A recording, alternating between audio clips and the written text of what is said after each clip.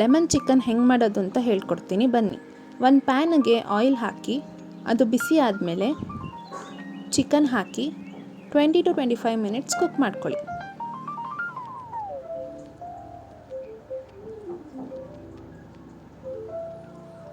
ಎರಡೂ ಸೈಡ್ ಚೆನ್ನಾಗಿ ಕುಕ್ ಮಾಡಿ. ಅದು ಕುಕ್ ಆದಮೇಲೆ 1 ಸ್ಪೂನ್ ದಪ್ಪುಪ್ಪು,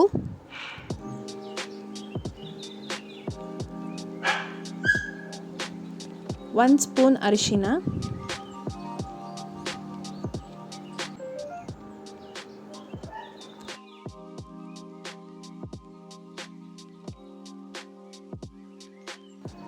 ಕರಿಬೇವು ಸೊಪ್ಪು ಹಾಕಿ 10 to 15 ಮಿನಿಟ್ಸ್ ಚೆನ್ನಾಗಿ ಫ್ರೈ ಮಾಡ್ಕೊಳ್ಳಿ. ಈಗ 2 ಗ್ಲಾಸ್ ವಾಟರ್ ಹಾಕಿ ಚಿಕನ್ ಸಾಫ್ಟ್ ಆಗೋವರೆಗೂ ಚೆನ್ನಾಗಿ ಕುಕ್ ಮಾಡ್ಕೊಳ್ಳಿ. ಇಲ್ಲಿ ಹಾಫ್ ಲೆಮನ್ ತಗೊಂಡಿದ್ದೀನಿ. ಹಾಫ್ ಲೆಮನ್ನ ಸ್ಕ್ವೀಸ್ ಮಾಡಿ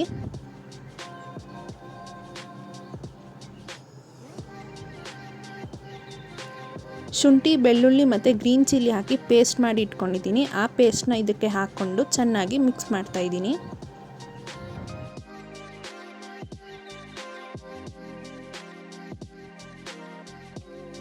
ಈಗ ಕಾರ್ನ್ಸ್ಟಾರ್ಚ್ ಹಾಕಿ, ಕಾರ್ನ್ಸ್ಟಾರ್ಚ್ ಹೆಂಗೆ ಮಾಡೋದು ಅಂತ ಗೊತ್ತಿಲ್ಲ ಅಂದರೆ ಕಮೆಂಟ್ ಸೆಕ್ಷನಲ್ಲಿ ತಿಳಿಸಿ, ಹೇಳ್ಕೊಡ್ತೀನಿ.